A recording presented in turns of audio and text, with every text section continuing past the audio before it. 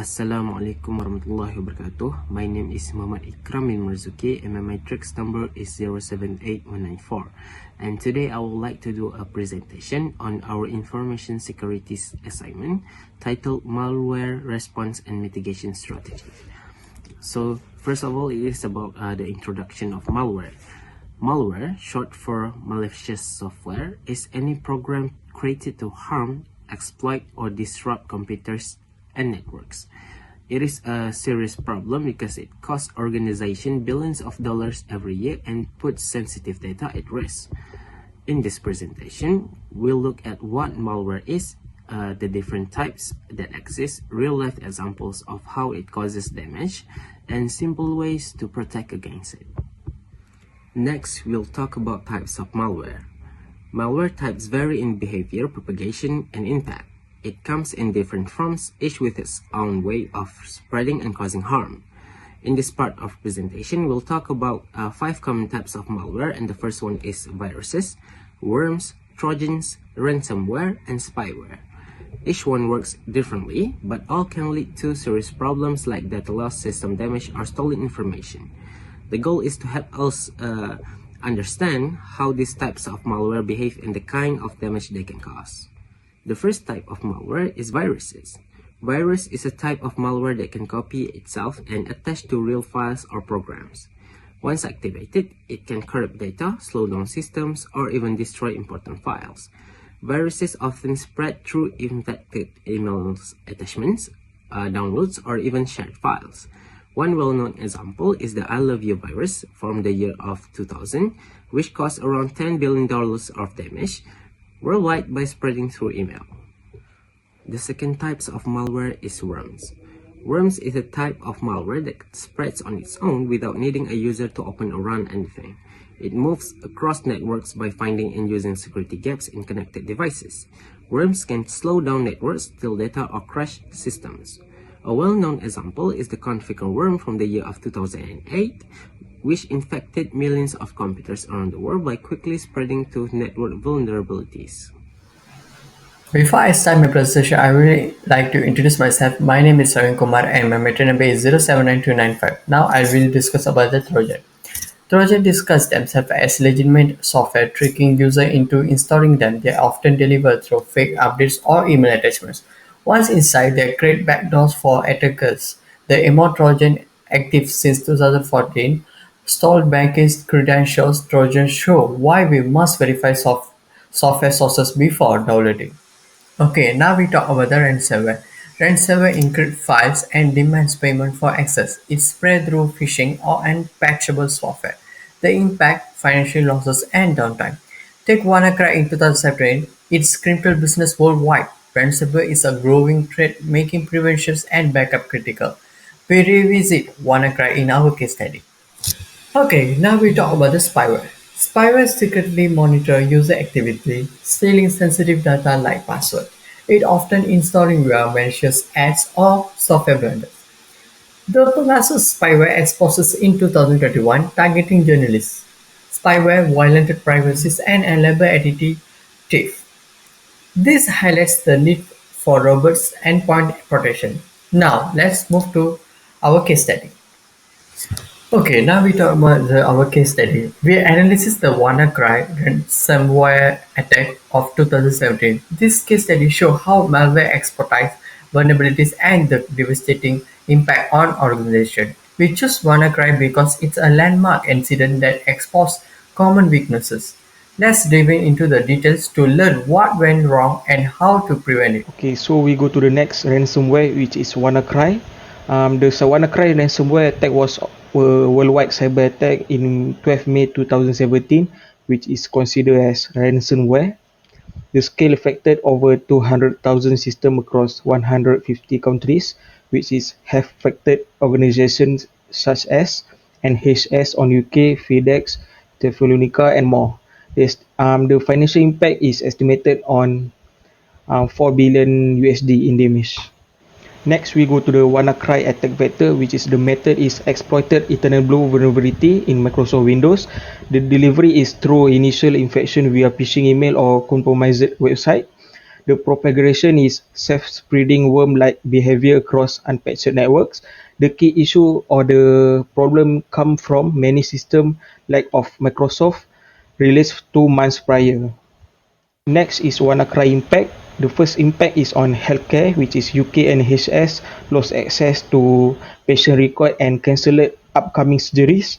The impact on business is companies will face operational downtime and data loss. The third one is on reputation, which is will affect organization and lose public trust, and global reach hit industries including logistics, manufacturing, and government. Next is WannaCry vulnerabilities, which is the first one is because of unpatched system lead to failure to apply Microsoft March 2017 patch. The second one is poor network segmentation, which has allowed rapid spread within organization. The third one is lack of training of the employees, which is employees fell for phishing email delivering the malware. And the last one is weak backup practice, which is hindered recovery effort for some organization. WannaCry taught us critical lessons. Timely patch could stop it. Network segmentation limits spreads, employee training prevent phishing attacks, and secure backups speed up recovery. This lesson shape our response plans. What do you think? Could WannaCry happen again today? Let's see how to prevent it. Now, let's build a comprehensive malware response plan. It covers 6 components: prevention, detection, containment, eradication, recovery, and communication. Our goal is to minimize damage and restore operation quickly. This plan applies to any organization from small business to enterprise. Let's start with prevention. Prevention is the first line of defense. Regular patch management closes vulnerabilities like the one WannaCry exploited. Employees training helps spot phishing emails. 19% of attacks start this way. Firewall and antivirus software block threats while access control and network segmentation limit exposure. Proactive steps save millions. Early detection is critical. Intrusion detection system monitor network traffic for anomalies. Antivirus tools use signature and behavior-based detection. Log analysis spot unusual activity, and threat intelligence provide real-time malware data. Endpoint detection and response tools catch threats on devices. How quickly can your organization detect an attack? If malware strikes, containment stop the spread. Short-term, disconnect infected system and disable Wi-Fi. For long-term, restrict network access and deploy temporary firewalls. Segment incidents to analyze malware safely. Quick containment like in WannaCry save some organization. What's the first step you would take in an attack? Eradication. Remove malware completely. Use antivirus tools to delete it. Then reimage system to eliminate residuals. Patch vulnerabilities to prevent reinfection and conduct a root cause analysis to understand how it entered. Eradication is just clean up. It's ensuring the threat is gone for good. Recovery procedure. Recovery restores normal operations. Start with secure backup to restore data. Validate system to ensure they are malware free before reconnecting. Increase monitoring to catch lingering threats and gradually restore user access. Regular backup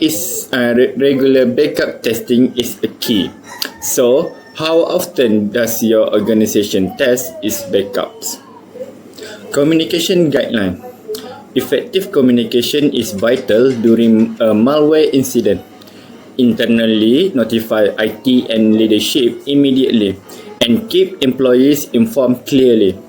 Externally, notify customers or regulator if data is compromised. Using transparent messaging, document the incident for compliance. Transparency builds trust, but clarity prevents confusion. Effectiveness of strategies. How effective are these strategies? Prevention cut infection rates by up to 70%.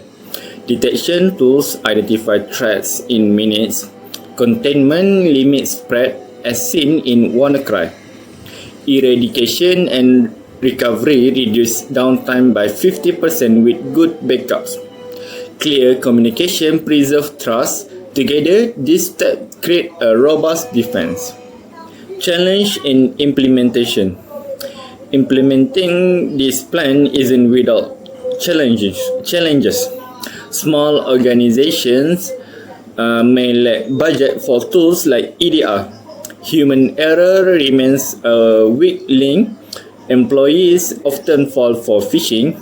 Malware evolves rapidly, outpacing some defenses, but cost-effectiveness solutions like training and backup can make a big difference. It's about prioritizing the right steps. Recommendation based on our analysis. We recommend investing in employee training to reduce phishing risk, use automated phish management to stay updated, maintain offline backup for quick recovery, adopt layered defense firewall, EDR, and IDS. Finally, test your incident response plans regularly. This step will resilience against malware. In conclusion, malware is a growing threat, but a structured response plan can protect organization.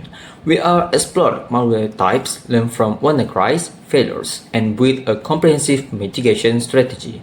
The key: act proactively. Let's prioritize cybersecurity to safeguard data and operations. Thank you for listening.